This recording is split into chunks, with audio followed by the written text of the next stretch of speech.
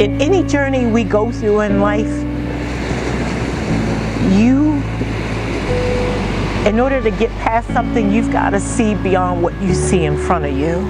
No matter whatever it is I'm dealt with, I see beyond that.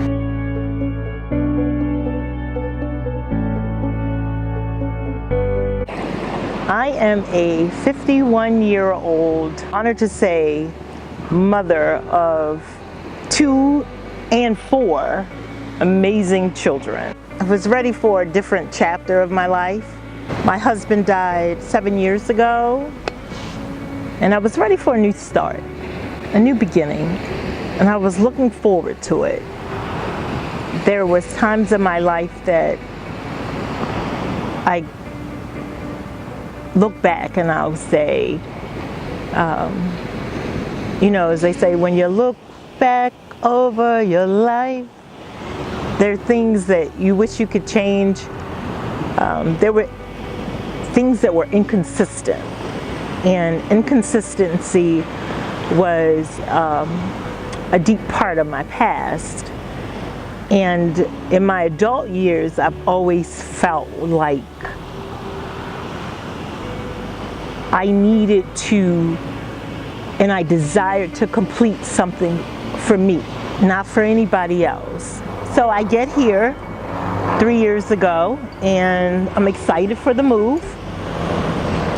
And I'm living with some family, amazing family. My Willie and my Ruby, and they are 78 and 80-year-old couple that live in Pembroke Pines. And I've always felt like I've been a caretaker.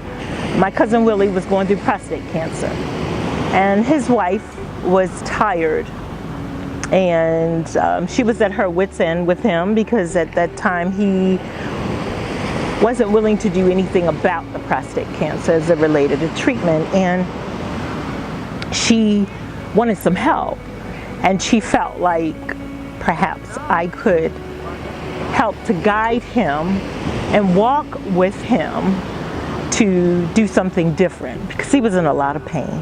So I moved down here and I live with them, and I remember having a conversation with him probably like my first or second week living with them, and I was really candid one morning. I woke up and I was making breakfast, and he came out, and I remember specifically asking him,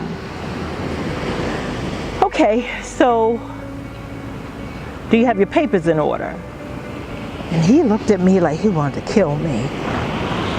And he's like, well, what do you mean? And I said, well, you're not doing anything about treatment of the prostate cancer, so do you have your papers in order? Like, your wife shouldn't have to go through seeing you suffer and not do anything about it, not love yourself enough to want to get better. And he said to me, I don't know what to do. And I said to him, I'm gonna help you. And he's getting better, and he's doing really well. They helped me to get situated here, and will always be eternally grateful to them. Living with Willie and Ruby helped to allow me to connect more with my mom's side, and getting to know more of the Bahamian culture, and wanting to find out more about my mom's side of the family and the struggles.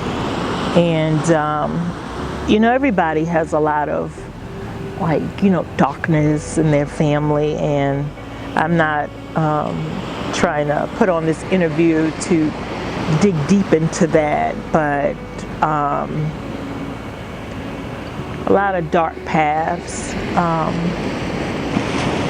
and I think as we mature and we evolve and we get older as adults, some of us want to know more about our ancestry and more about our family, and then there's some of us, and other times even with myself, when I don't even want to know, because sometimes the darkness it makes you feel like you can't live or don't want to live in the light.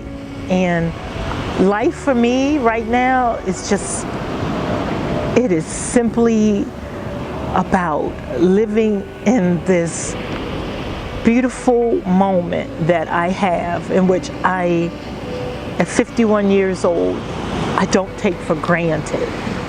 2017, I got diagnosed with breast cancer, and I felt this lump on my right breast, and you know, you just feel like,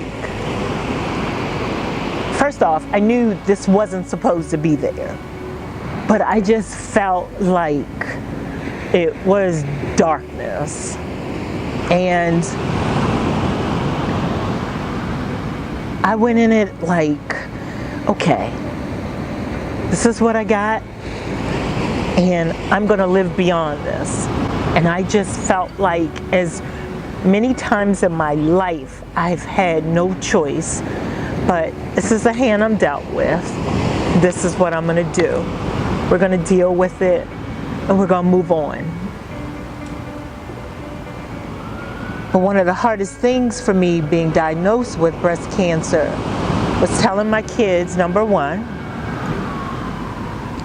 and knowing that I made a decision to move here because this was something that I desired to do for myself, that I was going to go through this journey by myself because my circle of friends and family and support, as I know it, weren't here. And I just felt like that probably, honestly, was going to be the most challenging part of my journey with breast cancer. Made it through the other side. Hey! Woo, woo, woo, woo! Woo, woo, woo! Surgery was a walk in the park in comparison to chemotherapy. Chemotherapy put me on my back. 4.5 hours. First 2 months I went every other Thursday, bi-weekly, and then the last 3 months I went every Thursday from 12:30 to 5. Looking back at it, if anybody could help or go with somebody during treatment, they probably should, because it's not that it was, of course it's hard on any woman's body or any person's body from a physical standpoint. It's more the emotional standpoint. But I made the best out of every single treatment that I could. And now I'm sitting back thinking like, well, what do I want to do with all this? And the kind of person I've always been, I feel like I know I just need to pay it forward. I just need to pay it forward, because my aunt, my grandmother, and particularly those two, stick out in my heart and my mind as like graceful, beautiful women, African American women that lost their life, and both had double mastectomies, and you know, they were living good lives for a long time, and then,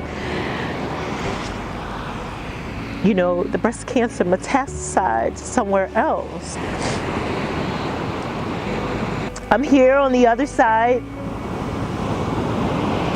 and I didn't know to what capacity I wanted to give back to women that recently diagnosed, going through, or friends and loved ones of someone that's been diagnosed. And I just knew that I wanted to give back in some form or way to breast cancer. And so it was revealed to me like 3 months down the road, how I could help. I met this young lady, and I was going to the dry cleaners here all the time, the past 2 years, and she saw my journey from, rocking my always short cut to having a wig to one day rocking the scarf, and I told her that I had breast cancer and that, I was going through treatment, and I come out on the other side. And this was just 3 months ago, and I was at the dry cleaners, and her spirit was just kind of flat when I went to the dry cleaners this day. And every time I walk in the dry cleaners, she was always so excited. Hi, Mrs. Taylor, how you doing? Always. And this one particular day, she could just tell something on the inside wasn't right. And she just said, after the other customers had walked out and it was just she and I alone, she was like, Mrs. Taylor, I found 2 lumps in my breast. And I listened to her, and she's just like, I don't know what to do. And I said, okay. And I said, well, we're going to get a mammogram. And she was like, I don't have insurance. And I said, it's okay.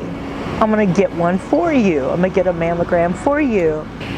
I'm still attempting to get her to surrender, to want to get this mammogram. That's when God laid on my spirit that this is what my nonprofit should be.